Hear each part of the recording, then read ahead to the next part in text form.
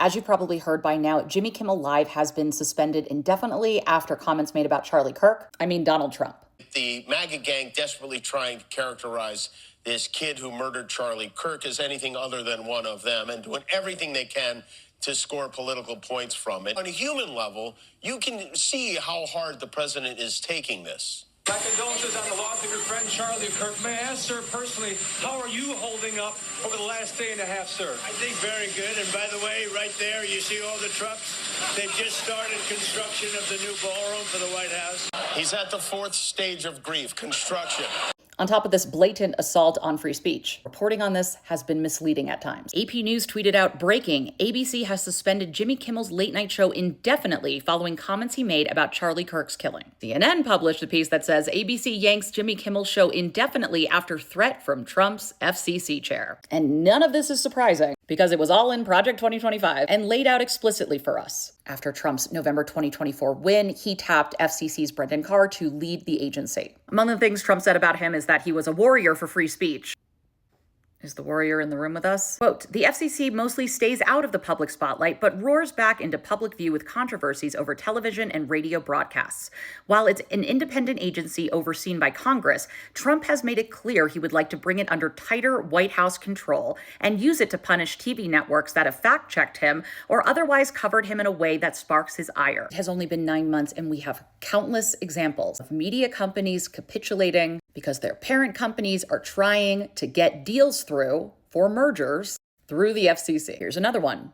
Who can forget the Colbert Show cancellation? One of the reasons Colbert's show was undoubtedly canceled was because Skydance Media and Paramount Global were trying to get the approval of a merger. And it went through just last month. We have the double whammy right now of media consolidation and capitulation, fear of retaliation. Laws do not matter if people are unwilling to fight. But this is about money. It's about making shareholders happy. It is not about standing up for journalistic ethics or the First Amendment. It's essentially what we've heard on background reporting.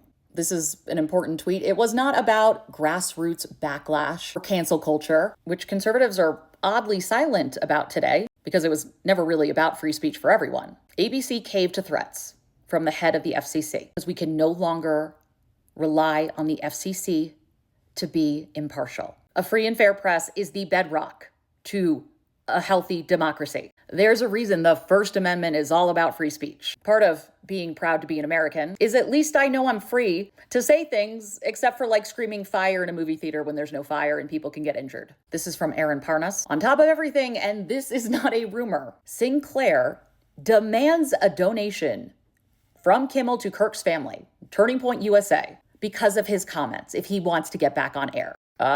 Pay to play much? Jimmy Kimmel, who the day after Kirk's assassination urged people to stop angrily finger pointing and just agree that this was horrible, and he sent his condolences to the family. This is not the end of moving the goalpost on free speech. It is just the beginning. We know where this is headed because it's in Project 2025. And Brendan Carr wrote the portion on the FCC. And this is quite scary for content creators. One goal is to reinterpret Section 230 of the Communications Act. Carr advocates for narrowing the scope, which shields online platforms from liability for content that users post. It argues that the current viewpoint allows censorship of conservative viewpoints.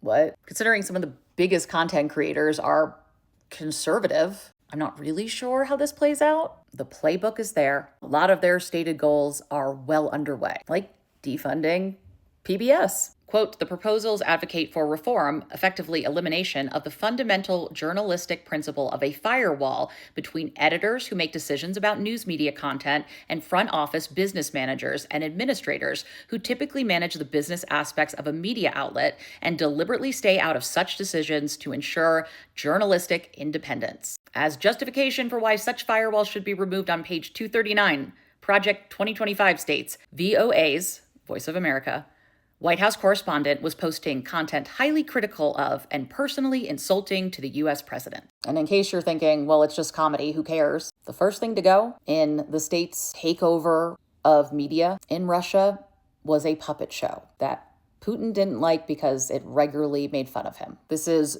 the journalistic equivalent of a 5-alarm fire. If we cannot communicate freely criticize freely within the bounds of our Bill of Rights, our democracy will be unrecognizable. Certainly feels like most of traditional media is failing us and that we need to seek out truth from independent voices.